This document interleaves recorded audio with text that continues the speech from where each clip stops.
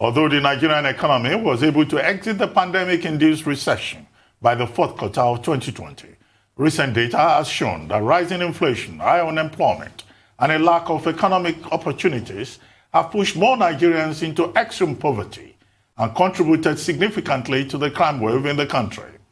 In order to address the critical economic situation, the government can no longer shy away from implementing urgent reforms that will improve output and investment inflows through which more jobs can be created. However, more often than not, most reform measures require the political will and determination of government to see them through. For more on the set policy foundations that must be adopted for a strong recovery, as well as to tame inflation, we are now being joined from our London studio by Tilewa Adebajo, an economist and chief executive officer of the CFG Advisory. Welcome to the show, Tilewa Adebajo. Good morning. Hello, Tili. Good morning. Good morning, Rufai. Morning. Morning. Thank you for joining us. Well, very quickly, when the president addressed the country on Saturday, June 12, he said that his administration has been able to take out of poverty, extreme poverty, 10.5 million Nigerians within the space of 2 years. But the World Bank, shortly after that, in a development update for Nigeria, pointed out that, in fact, 7.5 million people slipped into extreme poverty in 2020 alone.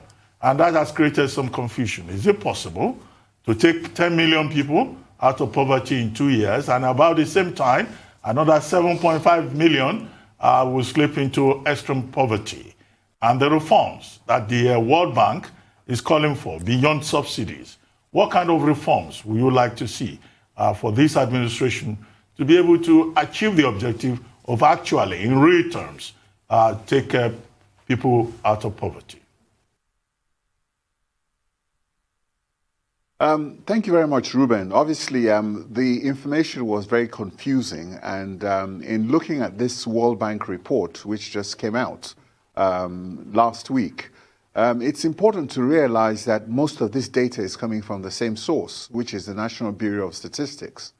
And if you do the analysis of these figures, you find out that the poverty level for Nigeria right now is close to 90 million people. Taking 10 million people out of poverty, it's a net figure. As you're taking people out of poverty, then if your economic policies are not working, which is because the population growth is higher than the level of GDP. If our population is growing at 3.5% per annum, and in the first quarter of this year, your economy is only growing by 0.5%, and you have inflation at 18%, clearly you're going to put more people into poverty. So while you might have struggled to put 10 people out of poverty in the last 2 years, the net effect is that you still have 90 million people in poverty, and in the last year alone, you've put another 7 million into poverty. So it's the net effect that we're seeing. So right now you have 90 million Nigerians officially in poverty as a result of the fact that our GDP is not growing anywhere near the rate of our population growth. So I hope that clarifies that confusion from the president's speech on Saturday. Yes, it actually does. I needed that clarification. Now to the World Bank report, Resilience Through Reforms, it's tagged. And one of those reforms was encouraging Nigeria to completely jettison fuel subsidy, which has been re-echoed by the IMF yesterday. Why are we still hearing these calls? It's such an obvious low-hanging fruit, and yet we're failing to exploit it. Also in the power sector. Your take on that? Thank you very much, Tudu. The subsidy issue in Nigeria is one of the biggest political problems we've had. Unfortunately, the problem has been politicized because if you remember clearly, the same set of people who are in government today were the ones who are protesting against subsidy removal from the last government. But obviously, we can see that the subsidy is not sustainable. In the earlier presentation this morning, I think that Rotu said, you saw the NNPC GMD complaining about the rising fuel prices and how that's going to impact the subsidies The NNPC itself has said very clearly that it can no longer sustain its remittances into the Federation accounts because it has to pay for these subsidies. And the higher the petroleum prices go up, the more the NNPC will have to put aside for subsidies, and the less that is going to come to not only the federal government, but the state governments. So we're getting ourselves into this vicious cycle, and it's clear that one of the key structural reforms we need to make is the removal of the subsidy. And to reinforce this, I think the president's economic management team has also made that recommendation for subsidy, because clearly it's no longer sustainable. In terms of the power sector you've talked about, the government is also subsidizing the power sector to the tune of about $2 billion a year. And unfortunately, most of this subsidy is not going to the poor. 80% of that subsidy is going to the rich people that can afford to pay those electricity tariffs. So that needs to be scrapped, and the power sector reforms need to be put in place so that the distribution companies can make the necessary investments to make the grid more efficient. And more importantly, it's important that the government should privatize the transmission company of Nigeria to be able to make it more efficient, to be able to distribute. Because the problem we have in Nigeria is really not power generation. The fact is that we cannot distribute the power we're generating into the grid because the grid will collapse. So it's important that that aspect of the power sector is actually privatized for efficiencies and opportunities. All right, thank you so much. Great insights. A lot of people are asking, how can we stop this inverse Robin Hood economy we're on? Pretty much, Robin Hood will steal from the rich and give to the poor. But here, obviously, we're stealing from the poor to give to the rich, subsidizing and doing everything just for the rich to cushion the effect on their pocket. And secondly, WorldPovertyClock.io says we need 0.3 people to be out of poverty every minute if we want to tackle this war against poverty. But apparently we're doing 4.2 people per minute going into the poverty ladder. How do we stop this? The issue of subsidy, I think we've said, is that the issue of the subsidies, I think I've discussed earlier. Subsidies are detrimental to the economy, and we have a situation whereby government is spending 90% of its revenues to service debt. Clearly, we're into a debt trap and a vicious cycle that is no longer sustainable. So it's important that the government drop these subsidies so that it can have significant revenues to be able to fund its operations on a day-to-day basis, because it is clear that the government is finding it difficult to right size. So that for me, I think as Tulu said earlier, is a no-brainer, and it's not something that we should talk about, and it's important that we ginger up the political will to get that done. The second question you've talked about, the easiest way for Nigeria to get out of poverty is to grow its economy by 6.5 to 7.5% per annum on a sustainable basis. The problem in the last 6 years is that the best this economy has done in terms of GDP growth is just 2.7%. Meanwhile, for the last 6 years, the average economic population growth has been 3.5%. So what this means is that you're reducing income per capita of people. And from what the World Bank study said is that pre-pandemic, the survey said that 6 adults in every household in Nigeria went hungry. But this number has tripled to about 18. So we have a problem in that area, and the only way is for us to engage in structural reforms that will stimulate growth in the economy. When you see 6% to 7.5% growth of the economy, then you lift people out of poverty automatically. It's not rocket science, and I think it's quite simple, because if your GDP is growing twice the rate of your population growth, then you can cater for your people. And, it's a question of, is the cup half empty or half full? I believe that the potential of the Nigerian economy is easily $1 trillion GDP economy. In 2014, 2015, our GDP was close to $700 billion US. Right now, the GDP has dropped to about $380 billion. That, again, lies the problem. We don't have enough productivity to encourage the economy. So if we're growing at right now, Nigeria's GDP should be anywhere close to $850 to $900 billion if we were managing the economy properly. And on that basis, then the issue of poverty will no longer exist. And what is also important is that we have a population of 180 million people. It's important that this population is an asset, not a liability. As an asset, you have a population of people that have purchasing power, that have ability to purchase things, to buy things, and to be able to stimulate the economy with growth. But if you have 180 million population of poor people, that economy fast becomes a liability. And this is where we find ourselves now, unfortunately.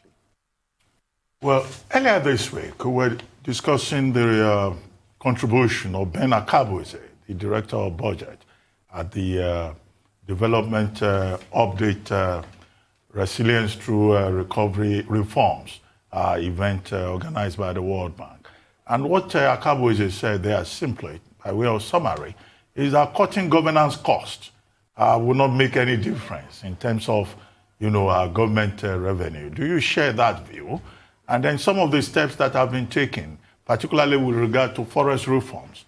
This morning we were discussing with Rotus, and he brought the good news that, the CBN has done well managing liquidity, and hence the Naira has firmed up in the parallel market. But cost of government, what is the best way to cut, the cost of governance? That's very simple as far as I see it. I think that before this government came in, they campaigned on the fact that they were going to reduce the cost of the presidential fleet. A lot of it, I think, has to do with political will and leadership. Yes, if you have a corporation, a private company that is going through a recession, there are ways that you make sacrifices. Some of it is political, and a lot of it is symbolic.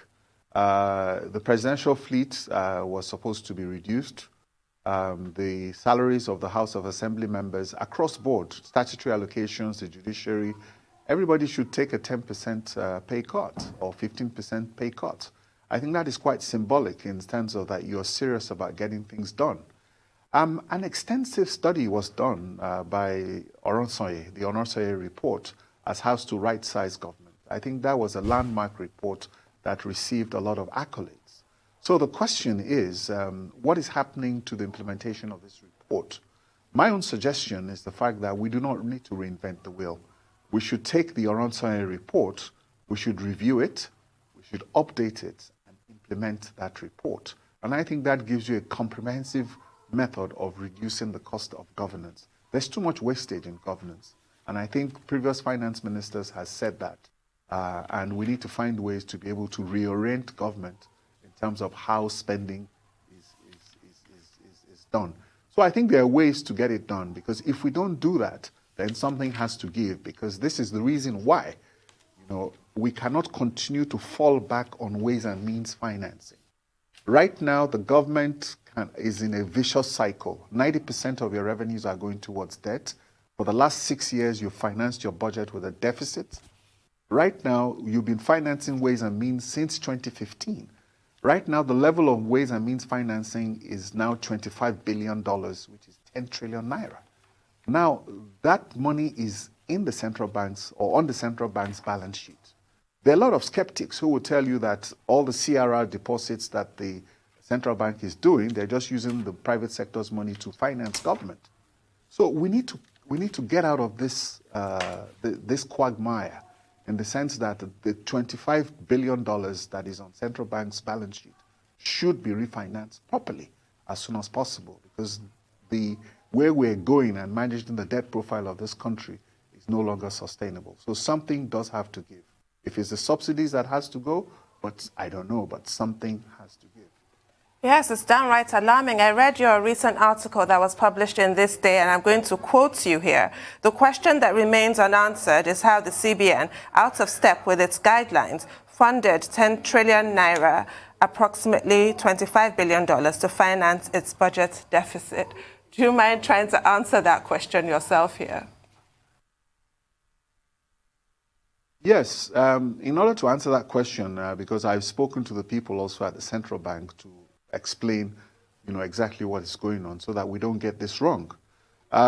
In February this year, the Debt Management Office published a report saying that there was 10 trillion naira or $25 billion worth of ways and means financing on the central bank's books that it needed to refinance, take it off the balance sheet of the central bank and put it into 10 to 30-year bonds into the open markets.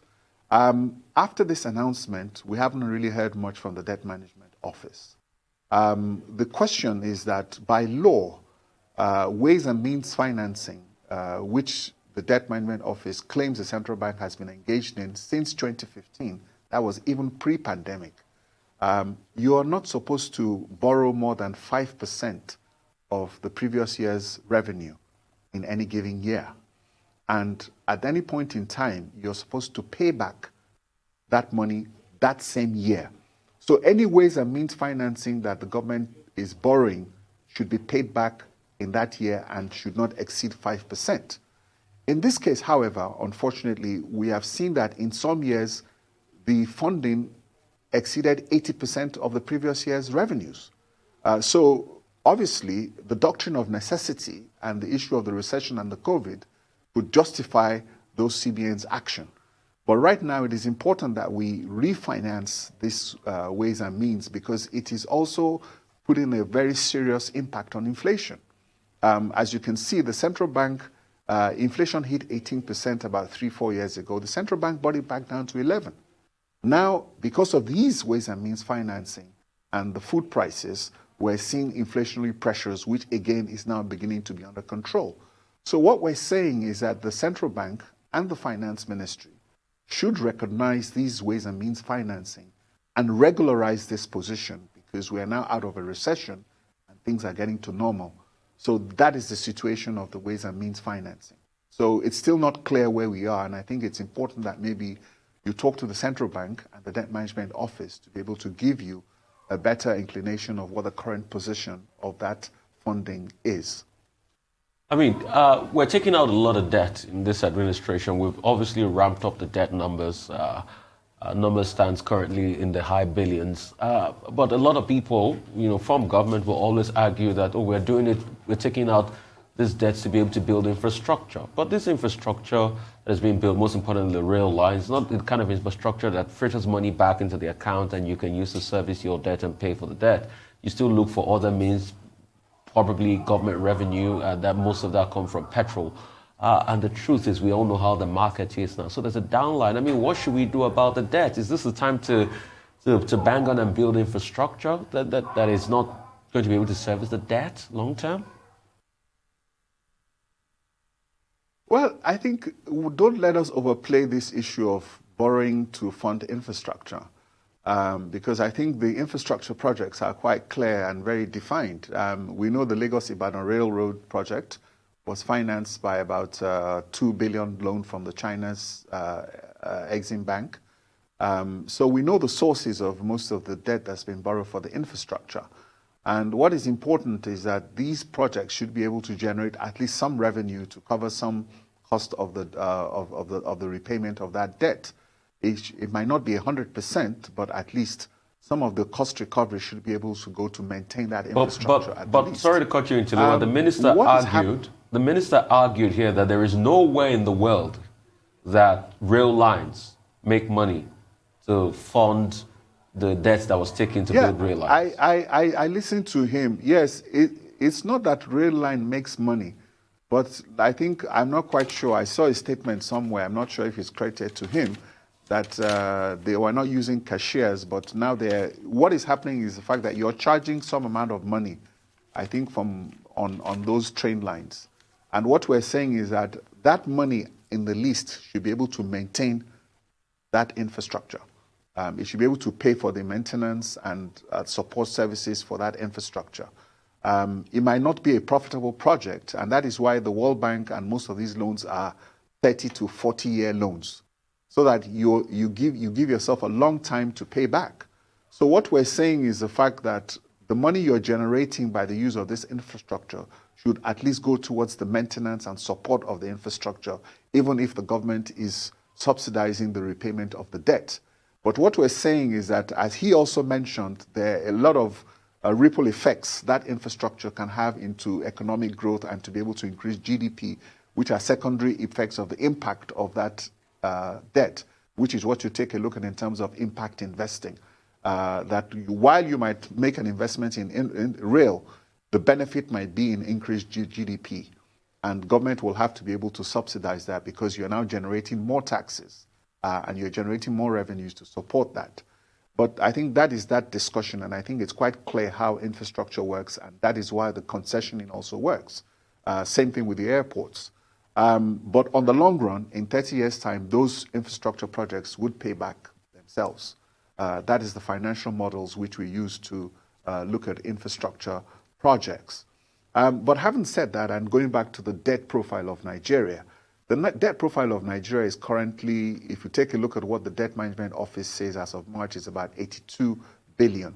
But if you take a look at all this debt that is hanging in various places that are unofficial, our debt profile now is close to 115, if not 120 billion. You'll notice that another 3 billion was approved by the House, the Senate. I think they've approved close to $6 additional billion of funding, which will come strictly from the Eurobond market. So our debt profile right now is over $100 billion and close to 115. And Nigeria cannot sustain that level of debt. And if we don't do anything about it, then we're going to go into a debt crisis. It's very simple. Even you as an individual, you cannot use 80% of your debt to fund your budget. You know, I mean, 80% of your debt is going towards debt service. So you only have 20% of your revenues left to operate your government. It's not going to work anywhere. So there's no money for capital investments. And so this whole issue about infrastructure borrowing, if you're not careful, if you don't have working capital to pay your salaries, then, you know, you will have a revolt on your hands. Well, Tilly, we have just about 3 minutes to go. But very quickly, I would like to take you back 6 years when you wrote a piece saying that Nigeria could become part of the G10 and that Nigeria has the potentials. That was 6 years ago. But given the present reality, are you still that optimistic that Nigeria could become one of the big countries in the world, not just in Africa? Or at that time it was just idealism? Well, unfortunately, no, Ruben, I think, to be honest with you, and I think as I said earlier, I believe that the potential of the Nigerian economy is a $1 trillion economy. I don't have any doubt about that, especially if you take a look at a lot of the informal sector that we have not captured in a lot of the reporting that we're doing. I believe that the potential of this economy is $1 trillion. Now, if we do not put the right policies in place to exploit this potential and realize this potential, then that's a different issue.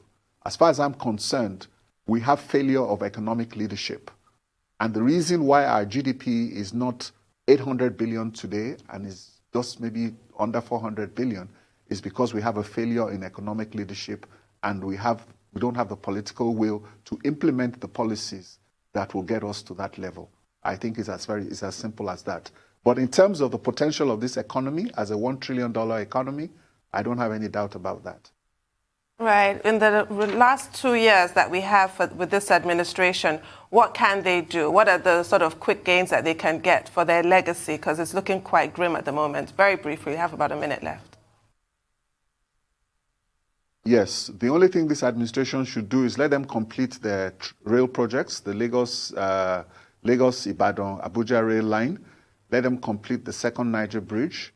Let them complete all the massive road rehabilitation projects, the Lagos-Ibadan, Benin, Enugu, Port Harcourt, Abuja, Kano, Kaduna projects. These projects, let them concession the airports. If they can complete these projects and the second Niger bridge, I think that will be okay for the next 2 years. And I think that at that point in time, you can give them a pass mark. But if you take a look at the projections over the next 2 years, we are expecting another 11 million people to go into poverty. So that by the time they're leaving the office, we are looking at over 100 million Nigerians that are going to be in poverty. So it's important that they complete that infrastructure projects because the economic legacy that they're going to leave is going to be nothing to write home about. 100 million Nigerians are expected to be in poverty in the next 2 years. Well, thank you very much, Tilewa Adebajo, for joining us on the morning show. Thank you very much indeed.